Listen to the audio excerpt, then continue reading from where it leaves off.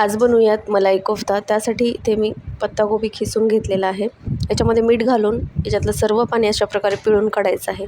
पाणी फेकून द्यायचं नाही। आता याच्यामध्ये हळद, गरम मसाला, लाल मिरची पावडर, आलं लसूण पेस्ट, कोथिंबीर, लिंबाचा रस, मीठ आणि लागेल तसं बेसन पीठ घालून मिक्स करून याचे अशा प्रकारे कोफ्ते बनवून घ्यायचे आहेत आणि मंद ते मीडियम फ्लेमवर छान तळून घ्यायचे आहेत। मसाला बनवण्यासाठी कढईमध्ये 2 पळ्या तेल गरम करून घेतलं। त्यामध्ये 4 काळे मिरी, 2 दालचिनीचे तुकडे, कांदा, लसूण, अद्रक, मिरची घालून छान गोल्डन ब्राऊन कलर येईपर्यंत परतून घेतलेला आहे।